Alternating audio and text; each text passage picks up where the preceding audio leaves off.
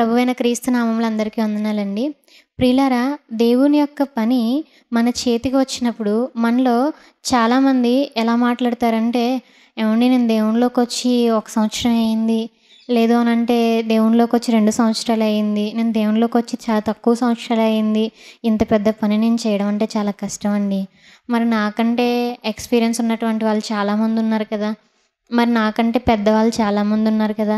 వాళ్ళు చేస్తే బావుంటుందేమో అని చాలామంది ఇలా మాట్లాడుతూ ఉంటారు. ఏదైనా వాక్యం చెప్పే అవకాశం వచ్చినా కానీ, "అక్క నాకు రాదక్క, నేను చేయలేనక్క, నేనింకా నేర్చుకోలేదక్క, నాకు టైం కావాలక్క" అంటారు. ఒక పాట పాడాలన్నా గానీ, ఒక నలుగురిలోకెళ్ళి ఒక పాట పాడాలన్నా గానీ, "అక్క నాకు భయమక్క, నేను పాడలేనక్క. మీరున్నప్పుడైతే నేను పాడగలనక్క. అక్క అందరూ ఉన్నప్పుడైతే కష్టం అక్క. ఇక్కడుండే పాడతానక్క." అంటే ఒక సాంగ్ పాడేటప్పుడు కానీ, ఒక వాక్యం చెప్పేటప్పుడు గానీ, దేవునికి సంబంధించినటువంటి ఏదైనా గానీ, ఏ పనైనా గానీ, చిన్న పని దగ్గర నుంచి పెద్ద పని వరకు ఏదైనా పని మన చేతికి వచ్చినప్పుడు ఇలా మాట్లాడి తప్పించుకుంటూ ఉంటారండి. మరి కొంతమందైతే, "అక్క ఫస్ట్ టైం కదక్క, నాకెలా వస్తదక్క, నాకు రాదక్క." ఇట్లా మాట్లాడతారండి. పెద్దవాళ్ళు కూడానండి. పెద్దవాళ్ళు కూడా, "నాకు తెలీదు సిస్టర్ గారు మరి." ఏదైనా రిఫరెన్స్ అడిగినా గానీ, "ఏంటండి రిఫరెన్స్? ఈ రిఫరెన్స్ కూడా చెప్పలేకపోతున్నారు" అంటే, మరి ప్రభువులోకొచ్చి కొన్ని రోజులే కదండీ అయ్యిందంటే, కొన్ని సంవత్సరాలే కదా అయిందంటే, కొన్ని సంవత్సరాలే అనడానికి సంవత్సరాలు. దాన్ని కూడా 1 సంవత్సరమే అయిందండి, 2 సంవత్సరాలే అయిందండి, నాకు తెలీదండి, నాకు రాదండి, నేను చెప్పలేనండి, నా వల్ల కాదండి, నాది చాలా చిన్న ఏజ్ అండి అని మాట్లాడుతూ ఉంటారండి. అయితే ప్రియులారా, మరి దేవుని యొక్క పని చేయడానికి మనం ఏంటంటే వయసుని అడ్డం పెట్టుకుంటాం. మనం ఏంటంటే ఇది ఫస్ట్ టైం అని అడ్డం పెట్టుకుంటూ ఉంటాం. మనం ఏంటంటే ఎక్స్‌పీరియన్స్‌ని అడ్డం పెట్టుకుంటామండి. కానీ ప్రియులారా, వాక్యంలో నుంచి మనం ఒక వ్యక్తిని గమనిస్తానండి, చాలా అంటే చాలా ఆశ్చర్యంగా అనిపిస్తుందండి. ఆ వ్యక్తి ఎవరో కాదు ప్రియులారా, యోషియా. ఆ వ్యక్తి గురించి మనం ఒకసారి చూద్దామండి. నిజంగా చదువుతున్నప్పుడు నిజమేనా, నేను పొరపాటున వయసు గాని, పొరపాటున తప్పు చదివేశాను అనుకుంటా. నేనైతే ఫస్ట్ టైం చదువుకున్నప్పుడు 2, 3 సార్లు చదువుకున్నాను. ఒకసారి చూద్దామండి. 2వ దినవృత్తాంతములు 34వ అధ్యాయము 1వ వచనం. యోషియా ఏలనారంభించినప్పుడు 8 ఏండ్ల వాడై యెరూషలేములో 31 సంవత్సరములు ఏలెను. ఎంత బావుందండి. మీరు విన్నది నిజమే. ఫస్ట్ టైం నేను చదివినప్పుడు మాత్రం చాలా సార్లు చెక్ చేసుకున్నా. నిజంగా 8 ఇయర్సేనా? నిజంగానే 8 ఇయర్సా అని చెప్పి చెక్ చేసుకున్నా నేనైతే. మీరు వింటున్నది కూడా నిజమేనండి. దేవుడు రాయిస్తున్నటువంటి మాట. అతను రాజుగా ఏ టైంలో రాజయ్యాడయ్యా అంటే 8 ఇయర్స్‌కే రాజయ్యాడంటండి. మనం ఒకసారి ఆలోచించినట్లయితే ప్రియులారా, మరి 8 సంవత్సరాల పిల్లలంటే ఎలా ఉంటారండి? మేబీ సెకండ్ క్లాసో, లేదు అనంటే థర్డ్ క్లాసో ఉంటారండి. చాలా చూడ్డానికి చాలా చిన్నగా ఉంటారు. మరి అటువంటి పిల్లలను తీసుకెళ్ళి మనం రాజుగా పెట్టామనుకోండి, ఎలా ఉంటది పరిస్థితి? అసలు ఫస్ట్ వాళ్ళకి మనం రూ. 1000 కూడా చేతిలో పెట్టం. అవునంటారా కదంటారా? మేబీ కొంతమంది పేరెంట్స్ అయితే ఏదైనా షాప్‌కెళ్ళి ఏదైనా కొనుక్కోవడానికి కూడా ఈవెన్ రూ. 10 కూడా చేతిలో పెట్టరండి. ఎందుకని? చిన్న పిల్లలు కదా! వారికేం తెలీదు, వారికేం రాదు అని. కానీ పిల్లలు మనం ఆలోచన చేసినట్లయితే దేవాది దేవుడు మాత్రం 8 సంవత్సరాలకే ఆ యొక్క యోషియాని రాజుగా నిలబెట్టడం అనేది మనం చూస్తామండి. ఎంత ఆశ్చర్యంగా ఉందండి. అయితే 8 సంవత్సరాలకి రాజుగా నిలబెడితే యోషియా ఏం చేస్తున్నాడు అనేటువంటి విషయాన్ని గనక మనం చూసామనుకోండి, 2వ వచనం. అతడు యెహోవా దృష్టికి నీతిని అనుసరించుచు కుడికైనను ఎడమకైనను తొలగకుండా తన పితరుడైన దావీదు చూపిన ప్రవర్తనకు సరిగా ప్రవర్తించెను. తన ఏలుబడి యందు 8వ సంవత్సరమున తానింకను బాలుడై ఉండగానే అతడు తన పితరుడైన దావీదు యొక్క దేవుని యొద్ద విచారించుటకు పూనుకొనిన వాడై. ఏమనుంది ప్రియులారా, మనం ఆలోచన చేస్తే 8 ఏండ్ల వాడే రాజుగా ఉండడం స్టార్ట్ చేశాడంటండి. రాజుగా పరిపాలించడం, ఆ పరిపాలనని స్టార్ట్ చేసి ఎలా ఉన్నాడయ్యా అని మనం గమనించినట్లయితేనండి, దావీదుకి కుడికి గానీ, ఎడమకి గానీ ఎక్కడ కూడా తొలగిపోలేదంటండి. కుడికి తొలగలేదట, ఎడమకి తొలగలేదట. యాజ్ ఇట్ ఈజ్ దావీదు గారు ఏ విధంగా అయితే వెళ్ళారో అదే విధంగా యోషియా గారు కూడా వెళ్ళడం అనేది మనం గమనిస్తామండి. అయితే ఇంకొక మాట ఉంది ప్రియులారా, మనం ఆలోచన చేసినట్లయితే 8 ఏండ్ల గలవాడే దేవుని యొద్ద విచారించుటకు పూనుకొనిన వాడే. ఎంత బావుందండి. ప్రియులారా, ఈ రోజుల్లో మనం ఆలోచన చేసామనుకోండి, "ఏవండీ మరి మీ పిల్లలకి అన్నీ నేర్పిస్తున్నారండి?" అని అడిగామనుకోండి, "చిన్న పిల్లోడు కదండీ, ఇంకా ఏం తెలీదండి." ఈవెన్ ఇండెక్స్ అడిగామనుకోండి, చిన్న పిల్లల్ని ఎవరైనా తెలీదు ఇలా చూస్తా ఉంటారు. మత్తయి సువార్త తర్వాత ఏ బుక్ ఉంది నాన్న అన్నామనుకో, అసలు మత్తయి సువార్త అంటే ఏంటో కూడా తెలియకుండా చూస్తారు. ఏంటండి పిల్లలకి ఇండెక్స్ కూడా నేర్పించలేదు అని అడిగితే, చిన్న పిల్లలు కదండీ! కొంచెం కష్టం అండి. వాళ్ళు గుర్తుపెట్టుకోలేకపోతున్నారు అంటారు. కానీ పిల్లలు ఇక్కడ మనం గమనించినట్లయితే మరి యోషియా గారు ఎలా ఉన్నారు? 8 సంవత్సరాలకే, 8 సంవత్సరాలకే దేవుని యొద్ద విచారించడానికి పూనుకున్నాడంటండి. అంటే పర్ఫెక్ట్‌గా దేవుడి దగ్గరికెళ్ళి ఎలా విచారించాలి? ఏం అడగాలి? ఏ విధంగా ప్రేయర్ చేయాలి? అవన్నీ నేర్చుకున్నారా అనంటే నేర్చుకున్నారండి. అంటే పిల్లలకి అటువంటి శక్తి ఉంటుంది. పిల్లలకి ఏదైనా గాని నేర్చుకోగలిగినటువంటి కెపాసిటీ ఉంటది. కానీ ఈరోజు తల్లిదండ్రులే మరి బద్ధకించో, లేదంటే నేర్పించలేకో, ఫస్ట్ అసలు వాళ్ళకి రాకో, ఏదైనా గానీ వాళ్ళేంటంటే నేర్పించరు ఫస్ట్. కానీ మనం అలా ఉండకూడదండి. చిన్న పిల్లలకి మనం ఇంకా ఆలోచన చేసి కొంచెం వెనక్కెళ్ళామనుకోండి, ఇంకా బావుంటుంది. తల్లి గర్భంలో ఉన్నప్పటి నుంచే వాళ్ళు వినేలాగా దేవుడు చేశాడు. బట్ మనం నేర్పించాలంతే. అదేవిధంగా పిల్లలు మరి యోషియా గారు కూడా 8 ఇయర్స్‌కే దేవుని యొక్క పని చేస్తున్నట్లుగా ఇక్కడ మనం గమనించొచ్చండి.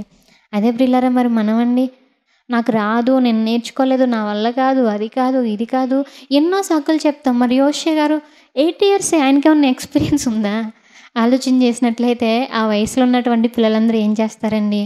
బైబిల్‌ని ఏదో చదువుకుంటూ వెళ్ళిపోకుండా ఒకసారి కనుక మనం ఆలోచన చేసామనుకోండి చాలా బావుంటుందండి. మనం ప్రాక్టికల్‌గా గనక ఆలోచిస్తే 8 ఇయర్స్‌కి పిల్లలు ఎలా ఉంటారండి? ఆడుకుంటూ ఉంటారు. మరి ఈయన రాజుగా ఉన్నాడు. రాజుగా పరిపాలన చేస్తున్నాడు. ప్రేయర్ చేస్తున్నాడు. ఎంత డిఫరెంట్‌గా ఉంది. వాళ్ళకి ఈయనకి ఎంత వ్యత్యాసం కనిపిస్తుంది. దేవుడు నిలబెట్టాడు. నేను నిలబడాలి. ఒకటే కనిపిస్తుంది ఆయన విషయంలో ఆసక్తి. దేవుడు నిలబెట్టాడు. నేను నిలబడాలి. దేవుడు నాకు ఈ పని ఇచ్చారు. నేను చేయాలి. కేవలం ఆ వయసులో మాత్రమేనా? పెద్దయిన తర్వాత వదిలేసారంటే లేదండి. పెద్దయిన తర్వాత కూడా యోషియా గారు అలానే ఉన్నారండి.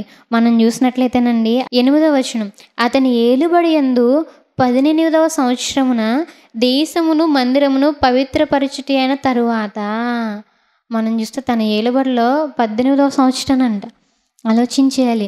18 సంవత్సరాలకి ఆయన ఏం చేశాడయ్యా అంటే దేశాన్ని, మందిరాన్ని పవిత్రపరిచేశారంటండి. ఈరోజు మనం ఆలోచన చేసినట్లయితే మనల్ని మనమే పవిత్రపరుచుకోవట్లే. దేశాన్ని అవసరంలా, ఊరిని అవసరంలా, అక్కడ ఉన్నటువంటి కొంతమందిని అవసరంలా, అట్లీస్ట్ మనల్ని మనం పవిత్రపరుచుకునేలా ఉన్నామా? ఆలోచించేయండి ప్రియులారా. ఎంతోమందిని అవసరం లేదండి. ఫస్ట్ ఆఫ్ ఆల్ మనల్ని మనం పరిశుద్ధంగా ఉంచుకోగలుగుతున్నామా? ఆలోచన చేస్తానండి. యోషియా గారు ఆయన్ని మాత్రమే కాదు, ఆయన ఇంటి వారిని మాత్రమే కాదు, ఆయన ఊరి వాళ్ళని మాత్రమే కాదు, కానీ దేశం మొత్తాన్ని కూడా పవిత్రపరిచేశారంటండి. అంటే 18 సంవత్సరాలకి ఏం చేశారయ్య అంటే దేవుడిచ్చినటువంటి టాస్క్ మొత్తాన్ని ఆయన కంప్లీట్ చేశారండి. మరి ఈరోజు మనలో ఎంతమంది హృదయానుసారంగా మనం ఆలోచన చేస్తే మన హార్ట్ మీద చేయి వేసుకుని దేవుడిచ్చినటువంటి పనిని నేను సంపూర్ణంగా నెరవేర్చానని చెప్పుకుని ఆలోచన చేయండి. అదేవిధంగా ఇక్కడ యోషియా గారు కూడా మనం ఆలోచన చేసినట్లయితే దేవుడు ఏదైతే టాస్క్ ఇచ్చారో, దేవుడు ఏదైతే ఆయన చేతికి పని ఇచ్చారో ఆ పని మొత్తాన్ని కూడా ఆయన ఏం చేశారయ్యా అంటే కంప్లీట్ చేసేసారు 18 ఇయర్స్కే. మరి మనమండి, మనం ఆలోచన చేసినట్లయితే మనలో ఉన్నటువంటి యవ్వనస్తులు ఎవరైనా ఇలా ఉన్నారా అండి? ఆలోచన చేసుకోవాలండి. మనలో ఉన్నటువంటి యవ్వనస్తులు యవ్వన కాలంలో వాళ్ళని వాళ్ళు జయించుకోలేకపోతున్నారు. అనగా మనం ఆలోచన చేసినట్లయితే యవ్వన కాలంలో పాపాన్ని జయించుకోలేకపోతున్నారు. నేను యవ్వనేచ్ఛలో పడిపోతున్నానండి, వాళ్ళ వల్ల పడిపోతున్నానండి, వీళ్ళ వల్ల పడిపోతున్నానండి అంటే పక్క వాళ్ళ మీద పడి ఏడవడం అనమాట. ఆళ్ళ వల్ల పడిపోతున్నా, ఈళ్ళ వల్ల పడిపోతున్నా, నేను పాపంలో పడిపోతున్నాను, సాతాను నన్ను ప్రేరేపిస్తుంది అని మనలో ఉన్నటువంటి యవ్వనస్తులు చాలామంది మాట్లాడుతూ ఉంటారు. ప్రియులారా, మనం ఆలోచన చేసినట్లయితే మన యవ్వన కాలంలో యోషియా గారు కనిపిస్తున్నారండి. మరి యవ్వన కాలంలో ఆయన పొందుకున్నటువంటి సర్టిఫికేట్ ఏంటయ్యా అంటే దావీదు యొక్క ప్రవర్తనకి కుడికి కానీ ఎడమకి కానీ తొలగలేదట. దావీదు గారు ఎలా వెళ్ళారో అలా వెళ్ళిపోయారంటండి. మరి మనమండి, మనం అలా ఉన్నామా? ఆలోచించేయండి. మరి చిన్న వయసులో పని వచ్చినప్పటికీ కూడా యోషియా గారు ఎంతో శ్రద్ధతో, ఎంతో ఆసక్తితో ఆయన పనిని కంప్లీట్ చేశారు. మనం ఇమాజిన్ చేసుకోవాలండి. 8 ఇయర్స్ కంటే అదేమన్నా సింపులా? అదేమన్నా ఈజీ అండి? ఆలోచించేయండి. అది ఈజీ కాదండి. చాలా టఫెస్ట్ టాస్క్ అది. చాలా హార్డ్ థింగ్ అది మనం ఆలోచన చేసినట్లయితే. బట్ యోషియా గారు చాలా అవలీలగా, చాలా తేలిగ్గా, చాలా సులభంగా ఆయన చేసి పడేశారు. మనం ఆలోచన చేసినట్లయితే యోషియా గారిని డైవర్ట్ చేయడానికి ఎవరు ఉండరంటారా? ఆలోచన చేయండి. జనరల్‌గా మనం ఆలోచన చేసినట్లయితే పిల్లలు ఉన్నారనుకోండి, వాళ్ళ యొక్క మైండ్ సెట్ ఎట్లా ఉంటదంటే ఒక విషయం గురించి ఏడుస్తా ఉన్నారనుకోండి, వాళ్ళని చాలా ఈజీగా మనం డైవర్ట్ చేయొచ్చు. దేని గురించో ఏడుస్తున్నారు. వెంటనే వాళ్ళ అమ్మ ఐస్ క్రీమ్ తీసుకొచ్చిందనుకోండి, ఏడుపు ఆపేస్తారు ఆటోమేటిక్‌గా. వేరే విషయం గురించి ఏడుస్తున్నారనుకోండి, అలా దగ్గరకు తీసుకొని ఏదేదో మాట్లాడుతూ తీసుకొచ్చామనుకోండి డైవర్ట్ అయిపోతారు. అదేవిధంగా మనం ఆలోచన చేసినట్లయితే యోషియా గారు 8 ఇయర్స్‌కి పరిపాలించడం స్టార్ట్ చేశారు గదా! మరి ఆయన డైవర్ట్ అవ్వరంటారా? డైవర్ట్ అయ్యే విధంగా అక్కడ ఉన్నటువంటి మనుషులు చేయలేదంటారండి. ఏవండీ దేవుని కోసం బ్రతికేటువంటి వాళ్ళు ఎక్కడున్నా గానీ, చుట్టుపక్కల ఎవరైనా గానీ డైవర్ట్ చేయడానికే చూస్తారు. ఫ్రెండ్స్ అవ్వచ్చు, లేదు అనంటే ఫ్యామిలీ మెంబర్స్ అవ్వచ్చు, లేదు అనంటే ఎవరైనా కావచ్చు. అపవాది ఏదో ఒక విధంగా డైవర్ట్ అయ్యే విధంగా కొన్ని కొన్ని సిట్యుయేషన్‌ని తీసుకొస్తది. అటువంటి పరిస్థితులను తీసుకొస్తది. అటువంటి మనుషుల్ని తీసుకొస్తదది. అయితే యోషియా గారు అక్కడ డైవర్ట్ అయ్యారా అండి? డైవర్ట్ అవ్వలేదండి. చిన్న పిల్లోడుగా ఉన్నప్పుడు డైవర్ట్ అవ్వలేదు. యవ్వన కాలంలో ఉన్నప్పుడు డైవర్ట్ అవ్వలేదు. పెద్దయ్యాక కూడా ఆయన డైవర్ట్ అవ్వలేదు. నా దేవుడు నాకు ఒక పని అప్పగించారు. ఆ పనిని నేను చేయాలి. అదే ఆయన యొక్క మైండ్‌లో ఉంది. మరి ఈరోజు మనం మాత్రం ఆలోచన చేస్తే వాళ్ళ వల్ల డైవర్ట్ అయిపోతున్నాం, వీళ్ళ వల్ల డైవర్ట్ అయిపోతున్నాం, అపవాది మమ్మల్ని డైవర్ట్ చేస్తుంది, ఇలా అవుతున్నాం, అలా అవుతున్నాం అంటారండి. ప్రియులారా నిజంగా దేవుని కోసం నేను ఏదైనా చేయాలి, దేవుని కోసం నేను ఏ పనైనా నేను ప్రారంభించాలి అనే ఆసక్తితో గనక మనం స్టార్ట్ చేస్తే డైవర్ట్ అవ్వమండి. ఏ విధంగా అయితే యోషియా గారు ముగించారో మనం కూడా అదే విధంగా స్టార్ట్ చేస్తాము. అదే విధంగా ముగిస్తాం. మరి ఇంకొంతమంది బైబిల్ నేర్చుకోవడానికి కూడా స్టార్ట్ చేస్తారు. నేను ఏదో ఒక విధంగా ఈ సంవత్సరంలో బైబిల్ నేను కంప్లీట్ చేయాలి. ఏదో ఒక విధంగా నేను బైబిల్ ఈ సంవత్సరంలో మొత్తం చదవాలి. ఏదో ఒక విధంగా బైబిల్‌లో ఉన్నటువంటి విషయాలన్నీ కూడా నేను తెలుసుకోవాలి అనే ప్రారంభంలో భలే స్టార్ట్ చేస్తారండి. బట్ మిడిల్‌లోకి వచ్చిన తర్వాత టైం కుదరలేదండి. అలా అవ్వలేదండి. అటువంటి పరిస్థితులు వచ్చాయండి. అందుకే ఆగిపోతున్నానండి. మరి చాలామంది బైబిల్ స్టడీకి వచ్చినప్పుడు గూడా స్టార్టింగ్‌లో బానే ఉంటారు. కొంతవరకు బానే వస్తారు. మిడిల్‌లోకి వచ్చేసరికి నాకు టైం కుదరట్లేదండి, అవ్వట్లేదండి, చాలా ప్రెషర్స్ ఉన్నాయండి, చాలా బర్డెన్స్ ఉన్నాయండి నా మీద అంటారా? అనరా? చాలామంది అంటారండి. అయితే పిల్లలు మరి యోషియా గారి గురించి ఆలోచన చేసినట్లయితే ఆయన రాజు. చిన్న పిల్లోడు. ఏం తెలీదు. రాజ్యం మొత్తాన్ని కూడా ఆయన పరిపాలించాలి. ఆయన గనక ఆదమర్చున్నారనుకోండి, ఎవరో ఒకళ్ళు రావడం, వేసేయడం అంతే. ఎవరో ఒకళ్ళు రావడం, ఆ రాజ్యాన్ని ఆక్రమించుకోవడం. ఎవరో ఒకళ్ళు రావడం, ఆ రాజ్యాన్ని తీసివేసుకోవడం. అవుతదండి. ఒక పక్క అయి చేసుకోవాలా, దేవుడికి సంబంధించినటువంటి ప్రతి పని చేసుకోవాలా, ఆయన పరిశుద్ధంగా ఉంచుకోవాలా.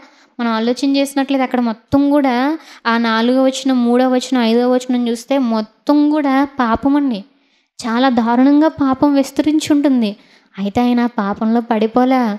ఆ పాపానికి ఆయన ఎదురుగా నిలబడ్డారు. నేనున్నా అన్నారు అంతే. ఎదురెళ్ళి నిలబడి మొత్తాన్ని పవిత్రపరిచేశారు దేశం మొత్తాన్ని. అక్కడ ఉన్నటువంటి మనుషుల్ని ప్రతి దాన్ని కూడా ఆయన విడిచిపెట్టకుండా అలా ఆయన పవిత్రపరుచుకుంటూ 18 సంవత్సరాలకి కంప్లీట్ చేశారండి. చాలా అద్భుతంగా. ఇంకా మనం చదువుకుంటూ వెళ్తే చాలా బావుంటుంది ప్రియులారా. అయితే ఇక మన గురించి మనం ఆలోచన చేయాలండి. మరి ఈరోజు మనం ఎలా ఉన్నాం? ముందు మాట్లాడుకున్నట్టుగా ఒక పని మన చేతికొచ్చినప్పుడు నాకు ఎక్స్‌పీరియన్స్ లేదండి అంటారండి. ఈ యొక్క యోషియా గారి గురించి మనం ఆలోచన చేసినట్లయితే ఏం ఎక్స్‌పీరియన్స్ ఉందండి? ఆలోచన చేయండి. వాక్యం చెప్పమంటే నేను చిన్నవాడినండి అంటారు. నాకంత తెలీదంటారండి. మరి ఇక్కడ యోషియా గారికి మనం ఆలోచన చేసినట్లయితే ఆయనకి పాపం ఎవరు గైడ్ చేశారండి? ఆయన ఏ కాలేజీలో చదువుకున్నారండి? మనం ఆలోచన చేయాలి ప్రియులారా. కాబట్టి ప్రియులారా దేవుని యొక్క పని మీద ఆసక్తి ఉంటే, దేవుని కోసం మనం ఏదైనా చేయాలి అన్నప్పుడు అది ఎంత కష్టమైనటువంటి పనైనా కానీ అవలీలగా నేర్చుకుంటారండి. నువ్వు దేవుని కోసం ఏదో ఒక విధంగా బైబిల్ నేర్చుకోవాలనుకున్న అది ఎంత కష్టమైనప్పటికీ కూడా టైం టేబుల్ మొత్తాన్ని కూడా కుదుర్చుకుని మరి దేవుని యొక్క వాక్యాన్ని నేర్చుకుంటారండి. మరి ఈ రోజుల్లో చాలామంది టైం టేబుల్ ఒక అరగంటో, ఒక గంటో దేవుని కోసం కేటాయించడం. అవ్వట్లేదండి అనడం. అలా కాదండి. నీ టైం టేబుల్‌లో దేవుడు ఉండడం కాదులే గానీ, టైం టేబుల్ దేవుని కోసం అవ్వాలి. కొంచెం అర్థం చేసుకోవడానికి కష్టంగా ఉన్నా అర్థం చేసుకుంటే చాలా బావుంటదండి. టైం టేబుల్‌లో దేవుడు ఉండడం కాదు గానీ, టైం టేబులే దేవుని కోసం అవ్వాలి. అలా మనం ఉన్నప్పుడు ఏ పనైనా గానీ, ఎంత కష్టమైనటువంటి పనైనా గానీ, ఏదైనా గానీ మనం దేవుని కోసం అవలీలగా చేస్తాము.